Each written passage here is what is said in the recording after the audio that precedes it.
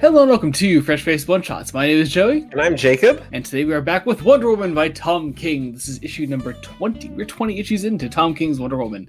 We're starting... and then some, plus other things. Plus other things, yeah. Yeah, starting a new. I'm assuming much shorter story arc. Maybe like a breather. Like I don't know how much this was solicited for. I forget, but this is I think it's a pretty welcome step back. It's a welcome step back. Yeah, I enjoy it. We have great art. There are a couple of decisions that clearly follow on from the last issue, and there are a couple of ways that King could be going with it. One decision in particular, fairly in the first half of the issue. Yeah. I do want to say we have great art by Guillaume March throughout this. In this really interesting choice that him and King have made to do this sort of 9-panel grid throughout the entire issue. Yeah, the entire thing is 9 panels, except for exactly one page, I think. Yeah. No, I think it's. Oh yeah, one page for. There's exactly one page, and it's interesting. I wonder. So I'm obviously I read these digitally, but I know you also will be getting this physically. Mm-hmm. I'm very curious to see if it reads differently in physical format versus digital. Quite possibly. And how that one page reads specifically. I'm very curious if it's. Because I wonder if it's. I feel like that feels like a page turn page, if that makes sense. Oh, big time, yeah. I will let you know, because actually, I'm as of recording this, I'm going to the comic shop tomorrow to actually pick up the physical issue, but I read this digitally otherwise. I will let you know. So the premise of this is the Greek god Ares was murdered in the bed of Hippolyta. Mm-hmm. And Hippolyta is being framed for murder, essentially, and Diana is trying to figure out who actually killed Ares, because it couldn't possibly be her mother. And so we get Batman on the case, and it's really fun. It's a fun concept. I like it. It's just Diana and Bruce doing a murder mystery, but with Greek gods, and it's a fun idea. It's a fun premise. I just enjoy the idea. King is interestingly aware of the immortality of gods. Mm-hmm. I think, the idea is that Ares' soul is going to Hades, but I don't think that's meant to be read as a permanent thing. Mm-hmm. Something that can be changed, I assume. Should things be put to rights? Should the killer of Ares be brought to justice or something? I'm assuming is what we're going with here.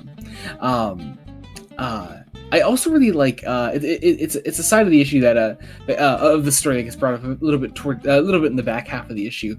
I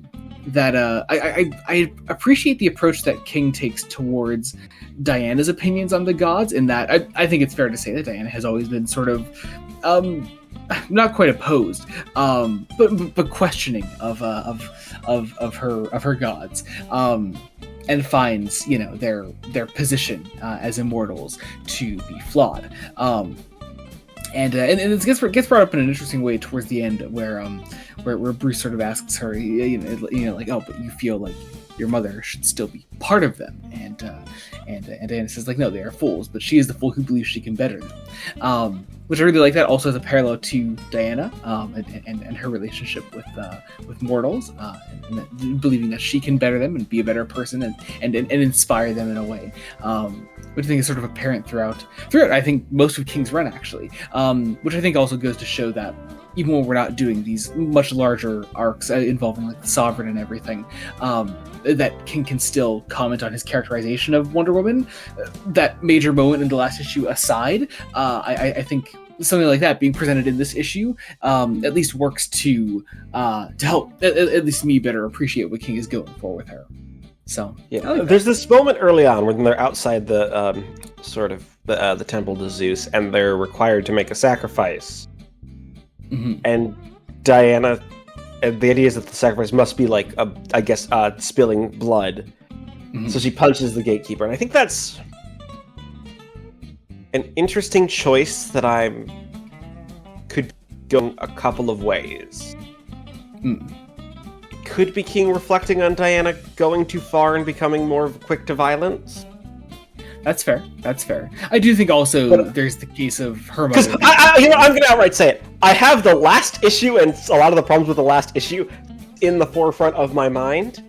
That's fair. That's fair. And I'm probably going to for a while because that was a big. I'm like that. It was a big out of character thing, and I'm not.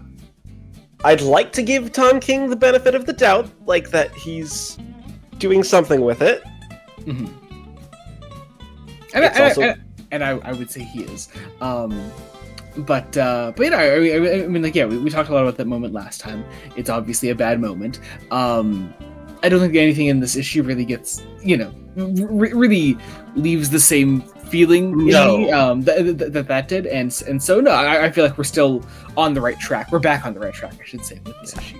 And, I will say, March's art very much is making all of the gods slightly grotesque. Like, oh yes, yeah. There's something grotesque about something that I feel like, as much as I love Daniel Sampere, his art's almost a little too clean for doing such a thing, and I like that March is the artist on this one. I think that's the point. I think that's obviously the point. Yeah. It's also worth noting that March is also doing the colors for this. And I was just going to bring up. I love the different use of tones the that are used. Yes, yeah, but there are like different tones and color palettes used for the specific scenes that we go through here. Specifically, like, you know, there's like one like a set of colors for each god, which I really appreciate. And also, come on, I love the scene with Aphrodite. It's a great scene. Just incredibly funny.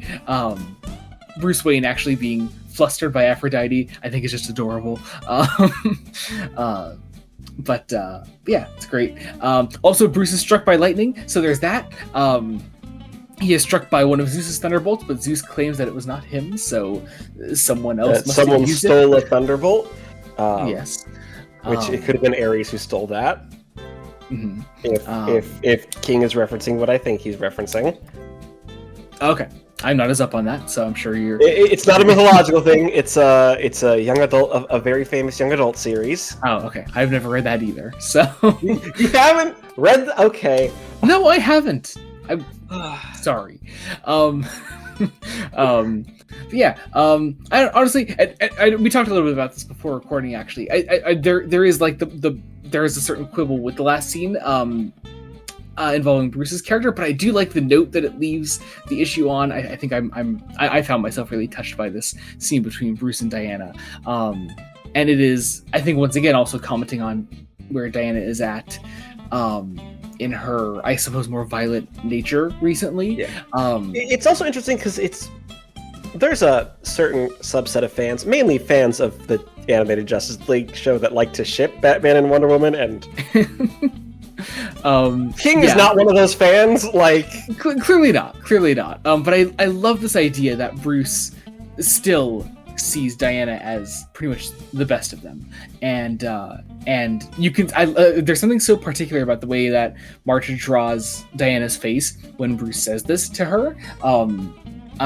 In that, like, it's almost like Diana is kind of judging her own actions potentially with the Sovereign recently, and I would like to think that that's what that's going to, unless I'm reading into it too much. But that's at least what I took from that moment. I really enjoyed seeing. Yeah, it's very much with so much of what King has done, it's we'll just have to see next time, which is a double-edged sword. Of course, but no, I think I very much enjoy this issue. I like where this is going. I forget how many parts this was slated for, but still, I'm excited to see where it goes. I like it. It's setting up a fun little mystery, and yeah, it's good stuff. What's not to like, I guess. So yeah, excited about this. Yeah, cool. Be sure to check out other Fresh Race one-shots we do. We cover Superman by Joshua Williamson. Obviously, we cover Wonder Woman by Tom King. We do Batman, The Long Halloween, The Last Halloween, The End of the Long Halloween Saga, as well as The Uncanny X-Men by Gail Simone. Also, check out the main podcast, Fresh Race Comics. At the time of this coming out, tomorrow, we should be releasing an episode on Captain America Red Menace, which has been... a great discussion with a special guest. Yes, Kestrel returning from Winter Soldier, which was fantastic. And then afterwards, we're going into some other Marvel things that I have not revealed yet on the podcast. So but we can't reveal with a different special guest. It's a different special guest, yes. And all kinds of fun things. We're also, in the somewhat near future, coming up on episode 100 of Fresh Race Comics, and that is just kind of blowing my mind still. So, all kinds of fun things coming up. That's like a couple months away. We're good. That's future us's problem. It's going to be here before we know it. Joey, that is future us's problem. I know. Future us will eventually become present us, and will hate present us for it. That's besides the point. But for now, it's not our problem. So, speaking of us and how great we are, check out our link trees, our socials, and everything will be in the description below. You can follow us wherever you want to follow us.